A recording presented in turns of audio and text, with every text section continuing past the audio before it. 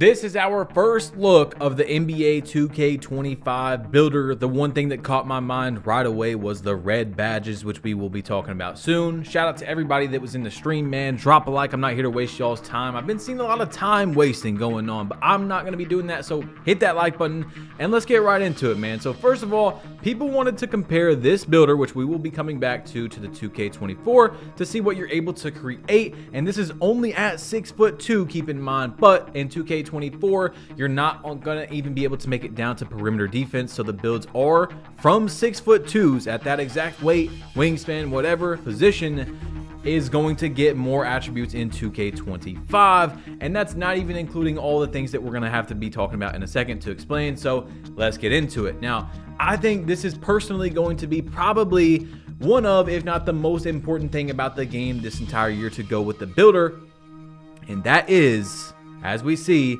cap breakers. Last but not least, we are excited to introduce cap breakers in 2K25. We saw community feedback that players wanted a way to not only increase attribute ratings above their max potential caps set at build creation, but also have those ratings contribute toward animation, badge, and takeover attribute requirements. That's exactly what cap breakers do. For example, let's say your ball handle attribute is maxed out at an 85. You can apply 2 cap breakers to play with an 87 ball handle rating and also unlock access to any new animations, badges, or takeovers that are required at an 87 ball handle. There's a few restrictions to ensure a balanced gameplay experience. Of course, each attribute can be increased a maximum of +5 above its cap. You can use a cap breaker on an attribute up to its max potential rating allowed by your build's height, weight, and wingspan, which is shown in the MyPlayer builder while allocating your attribute potential. You must progress an attribute to its max potential rating before applying a cap breaker. There are a total of 15 cap breakers available to earn through rep rewards, more on rep affiliations in the city in a few weeks. So it seems like 2K has finally listened in that category for something I've been talking about for a long time. For example, the Legend reward this year, where you get all those extra attributes, it doesn't really do anything because you don't get badges and animations that is actually what matters for having attributes going up. This year, it seems like that's going to be different. I think this will be the biggest thing for the gameplay in 2K25, but I could be very wrong. Now you see, Spillboy breaks down a build right here where it has 93 driving layup, 93 driving dunk, 93 ball handle, 87 3-point, 87 speed, 85 steal, 85 pass accuracy, and 80 vertical. So at the moment, just from that build, and I want to make sure that's clear, you are going to get more attributes on 2K25, and that's even without adding in the attribute cap things, the cap breakers and stuff like that. Now, Splash Edition, a former 2K League player, $250,000 My Team winner, he knows what he's talking about usually about the game. He said this right here about that build. If a somewhat all-around build, even though this is a small guard, is able to make this, imagine what a build that only wants defense is able to do, or only wants to dribble. Pure archetypes may be back. So that's very interesting to keep in mind, that you might be able to make some crazy stuff. Now, once again, you see the Legend badges. That's what they're called this year. They are red. They are not purple like Hall of Fame. There is a tier above that is Legend. That's got me pretty interested in what's going on at the moment. I'm still not like fiending for 2K25, but I am starting to get a little interested in what these new additions are going to look like and stuff like that. You know, I'm not hyping the game up. Buy the game if you want to, whatever it is. But as you see with the badges right here, they wanted to get into explaining everything. There are only 40 skill badges in 2K25, and similar to takeovers, each badge has unique attribute requirements. When you're building your MyPlayer, you'll be able to see which badges you have the potential to unlock. These 40 badges are split across 2 tiers, not 4 anymore, determined by your MyPlayer's height. MyPlayer badges are progressed by activating each badge in games, of course. This means badges you use the most will be earned more quickly, matching your playstyle on the court. This progression can only increase and does not drop if you don't fire a badge off. No more badge regression, thank God. Tier 1 badges are the most powerful badges available to you, but are more difficult to progress compared to Tier 2. You can also work on your badges in the team practice facility. Here's a full list of new and changed badges in 2K25. Thankfully, badge regression is gone. I told you guys from the day it came out, before the game even released, That was a bad idea. I did get some hate for that. And then when the game started to come out and people realized what I was saying, I think a lot more people understood. But you can screenshot this, pause it, of course. I'm not going to go over every one because we have way too much to talk about. We just couldn't do that. But there's some new badges like Ankle Assassin, Shifty Shooter, Set Shot Specialist, Mini Marksman, and things of that nature. But there is 40 badges on 2K25. There was, I think the stream was saying there's 72 badges on 2K24. So, although a lot of these badges are obviously, you know, badges from 2K24 that were just changed the name of and what they do, whatever, they're also more combined, which is good. I don't like when 2K does more badges and makes it more complicated and just put them all in one for what they should be, you know? Anyway, our goal was to make every badge feel valuable and equally desirable. With fewer badges, each is more all-encompassing, having a legitimate impact on the court. We ensured every area of basketball was complemented with useful badges so that every playstyle has a way to stand out. This means there are fewer badges that activate in only very specific situations. For example, Shifty Shooter covers all of the off-dribble shooting, and Set Shot Specialist covers all standing shooting. There's also a brand new level of badges, higher than Hall of Fame, called Legend. Legend badges have the highest attribute requirements to unlock for your My Player, but give you a huge boost on the court. Now, we talked about this when I was going over it in the stream. I really hope that when 2K Labs gets into this game and they start giving us the graphs and exactly how much better Legend is than Hall of Fame, that we do truly see a big jump. Because, for example, like 91 ball handle to 94 ball handle is only 3 points, but that costs more in the builder than like 65 ball handle to 75. You see what I'm saying, for example? So we need to see a big jump in how much better that badge is due to how expensive it is in the builder. Now, 2K Labs broke this down. There's 40 shooting badges in 2K25. Actually, there were 77 in 2K24. Sorry. Lots of combining / renaming of badges. There's only 5 shooting badges, guys. Slippery was in a new category. 5 shooting badges in the entire game. No more green machine and stuff like that. And you guys can see from this picture right here that there is 2 tiers reduced from 4. So we're going to see how all this plays out. What build is the best to go with in terms of height and weight and all that. But I think 2K24, I haven't seen a lot of people complain about the builder necessarily. I think it did a decent job of being able to, like, I have a 6'6" build that's awesome that you're seeing in this gameplay. I have a 6'2" build that's awesome. I can make a 6'2" that could be a pure sharpshooter. I can make one that is able to get a little bit of perimeter defense. Like I have a Ja Morant build that gets bronze clamps, but it still has contact dunks. It can still shoot threes.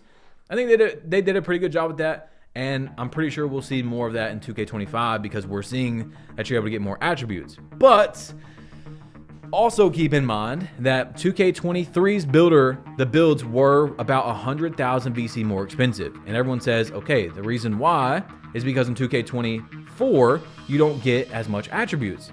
So we can probably guess that if you get more attributes on your player in 2K25, it's going to cost more money. So just beware of that. It's most likely going to be like that. So takeovers, this is the one that still has me a little confused. 2K25 introduces a brand new takeover system. They have 72 takeovers and 14 takeover abilities. Each takeover targets different attributes and has 5 levels ranging from level 1 when you're just heating up to level 5 when you're red hot. As you excel on the court, your takeover meter fills up, gradually boosting the targeted attributes as you rise up the 5 levels. This happens automatically, so you don't need to manually activate takeover. But if you make mistakes and produce bad plays on the court, your takeover meter will drop, of course. At level 5, you'll trigger a takeover ability that, when used effectively, can make you the most dominant player on the court for a short period of time. Initially, you will only have access to levels 1 through 3. You will unlock levels 4 and 5 each by activating its previous level in 30 different games. Takeover level unlocks do carry over between saves. So that's important that it does carry over between saves, but there's 72 takeovers. Each takeover has attribute requirements, and you'll be able to see which takeovers you have the potential to unlock within the My Player builder, as well as how each one's associated boost will impact your attributes. You can change your takeover at any time between games, selecting from any that you meet the attribute requirement for. Now, I personally am not really happy with the fact that you still have to unlock more things, and we'll talk about that in a minute as well.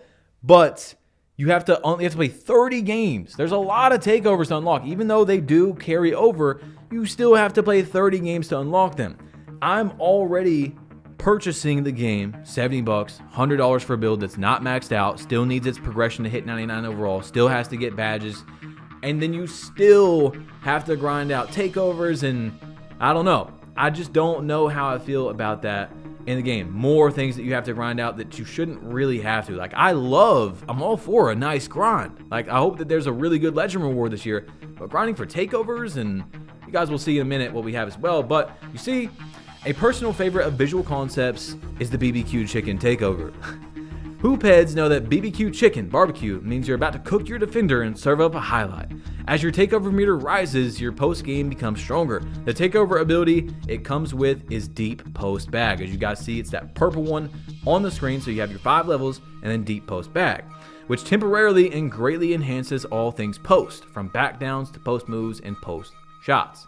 So, as we see, there's Default, BBQ Chicken, Board Beast, Break Igniter, Bucket, Elevate, Eraser, Feathery Touch, Fundamentals, Glass Gunner, Horse, and Lost Ark. And there's more pages there as well, but it seems interesting. I do kind of see where they're going with this, how they want to break down. So with Sharpshooting Takeover, you're not getting like limitless range and blinder. Like, you're able to get everything out of that. They're kind of breaking it up to probably make the gameplay more, when you get takeover, you're not like being able to do every single thing in that category. I don't know how you guys feel about that. It could turn out good. It could just be a new system they're trying to implement just to have something new, right? To have some sort of selling point for the game. But this one is also very important, okay? It is the attribute refresh. In 2K25, we refreshed a handful of physical attributes as well as how you earn stamina. There are now 5 physical attributes in the MyPlayer builder: speed with ball in the playmaking category, speed, agility, strength, and vertical. So agility is new. Stamina is now earned through Gatorade Gym workouts. Each MyPlayer starts off with an 85 stamina attribute rating. Doing a workout adds 2 stamina attribute points, regardless of your workout result, and you can do 4 workouts each week. Once any of your MyPlayers reach a 99 stamina attribute rating, it is permanent. As an added bonus for hitting the gym, if you get at least 3 stars on all 4 weekly workouts, just like last year, you will receive a temporary turbo meter boost and unlock a body type for your MyPlayer. Once you have done all 12 unique workouts in the Gatorade Gym, you will unlock Workout Warrior, which gives you 99 stamina, a permanent turbo meter boost, and all of your unlocked body types across all new and existing saves. In 2K24, the acceleration attribute determined your dribble launching and off-ball movement. Debatable. In contrast, 2K25 dribble launching is now determined solely by the speed with ball attribute, while defensive lateral movement, off-ball launches, and off-ball cuts are determined by a new attribute called agility. So that's a lot to take in right there. But this is what I was hinting at earlier, is again adding something that, like, working out for stamina doesn't make me excited. You know what I'm saying? Like, especially like they said, you just do the workout. It doesn't matter what you get, you still get the 2 stamina. Like, I don't know. And they also didn't say that carries over for every build, so I'm guessing every single build you have to get your stamina up. I just don't like that. We're already spending $100. But there's a lot of good things in here too, okay? I don't want to act like I'm just complaining. There's good things in here as well. But here we go with the badge perks, right? There are 3 new badge perks that can modify progression of individual badges. Each perk has 2 slots available to unlock, one of tier 1 badges and another for tier 2. Max plus 1. Boost a badge 1 level above its max potential. You must progress at a badge to its max potential before equipping this perk. These are unlocked at level 15, tier 2 badge, and level 30, tier 1 in each season. At the end of the season, your badges equipped with max plus 1 will revert to their original level. Now, they spelled participation wrong, but that's what they tried to say here. Participation badges equipped with this perk will earn a flat base amount of progression each game, regardless of how many times they are activated. Synergy. Badges equipped with this perk will receive progression when your teammates earn progression using the same badge. Participation, Synergy, and Overdrive, returning from 2K24, are earned through rotating season rewards. So the attribute caps, things like that, are going to be huge for the builder. And we're not even going to know like really what the best builds are until later into the year when people start getting more of those rewards, being able to use those. You see what I'm saying? So that's going to be very interesting. I do like this. I like that you're able to go, like, basically what it's saying is if you get gold limitless range and that's the max your badge can go to, now you can move it to Hall of Fame. But what I don't like about it, and I wish I could just love the whole part, is that it resets every season. Man, it's like it could have been. It was right there. It's right there. And then it resets every season. So I personally don't like that, but I do like the idea of it and the fact that for the time, you know, let's say I hit level 30 20 days into the season, that for 20 days I will have that badge on limitless range gold.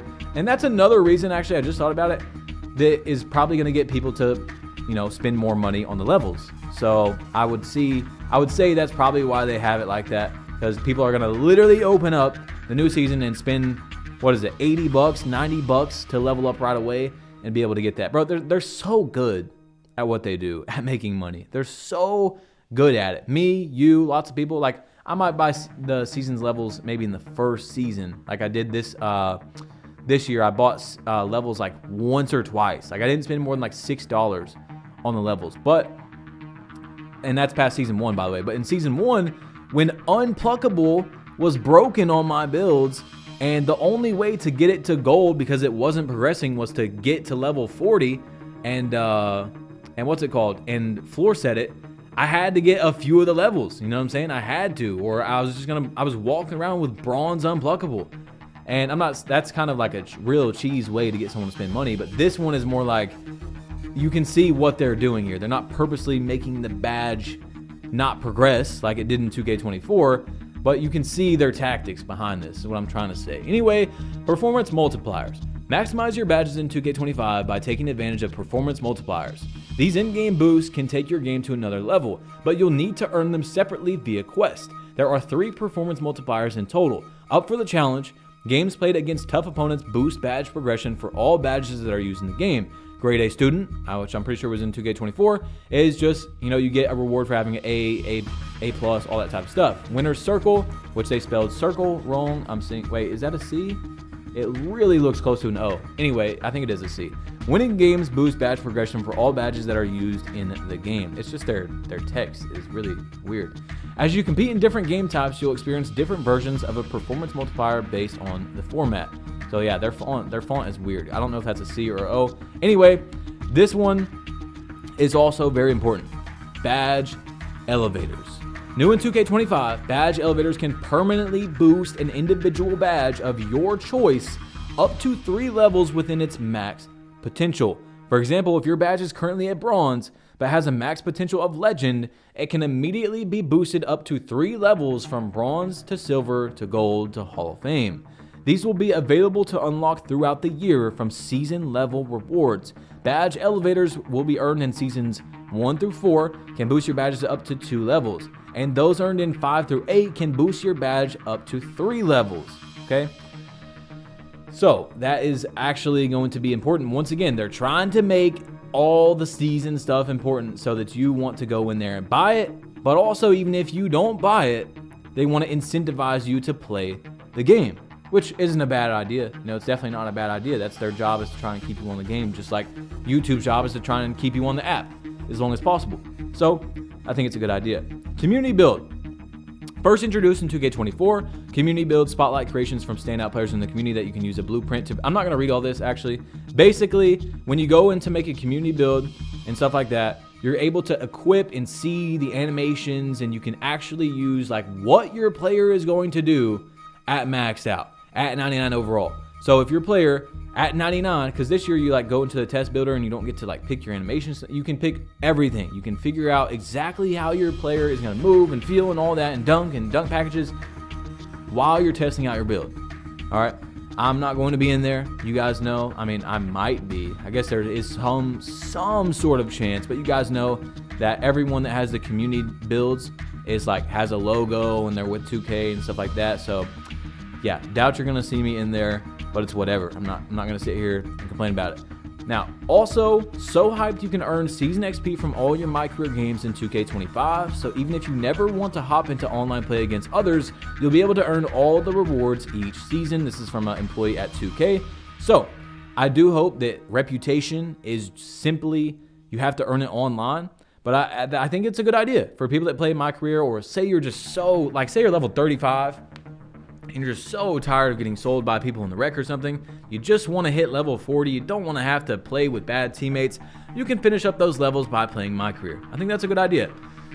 And I don't think it harms anybody as long as it's not tied to the reputation rewards. Now, once you've built your MyPlayer, it's time to start your MyCAREER. 2K25's MyCAREER centers around constructing the greatest dynasty in NBA history, challenging you to surpass Michael Jordan's Chicago Bulls, the 80s Showtime Lakers, the Big Three Celtics starring Larry Bird, Kevin McHale, and Robert Parrish, the dynamic duo of Kobe and Shaq, the high-powered Golden State Warriors featuring Steph Curry and Kevin Durant, and so on. Now, I'm not a MyCAREER player, but if you heard me say in the stream, if I was a MyCAREER player, which I probably won't be doing any of this year, I think these are very awesome for the MyCAREER players. At the start of your MyCAREER, you can develop or experience MyPlayer's backstory by playing through a flashback story called Heart of Dynasty, where you'll revive the 4 most pivotal games from your path to the NBA. These include a club league showcase game, your high school championship game, the FIBA 19 World Cup, and an open run with NBA players, where one of those players isn't too happy that you got an invite. Completing these games unlocks the My Points Accelerator, which increases your My Points progression by 5% to help you unlock new attribute upgrades more quickly. So actually, we might have to play that. You can also choose to skip this backstory and complete it later while progressing through your NBA career. So actually, we probably got to do that. If we want that 5% bonus, it'll most likely make up in time for doing it. But yeah, like I said, if I was a MyCAREER player, this is probably sick, you know, like if I was in there. So this one right here, you see a screenshot, is the GOAT ranking system returns to track your ascent through the ranks of NBA legends. And I'm just glad that it seems like MyCAREER has a story this year. But we've added a Dynasty component on top of that, where the focus is less on your individual accomplishments and more on how far you can take your team. We've ranked the 9 greatest dynasties in NBA history, and as you make deep playoff runs and win championships, you'll see your team climb the Dynasty rankings until you reach the #1 spot, dethroning Michael Jordan's Bulls. This year's MyPlayer doesn't come in with GOAT hype, so you'll have to earn your spot in the starting lineup. The better the player in front of you is, the harder it'll be to take his spot. But that's just the first obstacle you'll face as you try to build your dynasty. So similar to like Road to Glory, I'm guessing, in college football, like you're not just gonna, let's say you are, you know, and you're already like that in 2K24, but if you're a small forward on the Lakers, you're not gonna start, you know? And they might get you in a different position or things like that. So you're gonna have to fight for that spot, basically. And they also improved the key games, where key games are back, and we're really excited about the improvements we made, blah, blah. This year, you've got a ton of control over what key games you play. We've split the seasons into 2 halves, and each half you'll set personal goals with your coaches and GM. Choosing different personal goals will give you a different set of key games. If you like trying to outperform your matchups, you can do that. We've tiered it so that if you have a low overall rating, you'll go up against other NBA players with similar ratings. If you're 99, you'll go up against some of the best of the best. You can try to win the NBA Cup, focus on winning road games, prove you're one of the top rookies in your class, and much more. We've even got a set of key games that revolves around posterizing guys.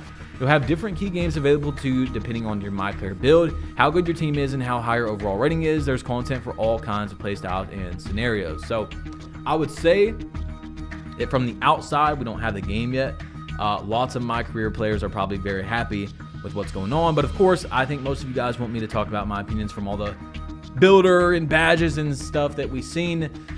Of course, we don't have the gameplay. Like I said, I don't want to overhype it. And basically, what I can say from everything I've seen here is potential. And we've had that in a lot of years. I mean, 2K is good at this news cycle thing, right? They're very good at what they do, obviously. So potential is the word that I'm going to use, because we finally have the cap breakers, which is very important. You know, we're going to be able to unlock animations and badges that you weren't normally able to throughout playing the game, which incentivizes you to play the game.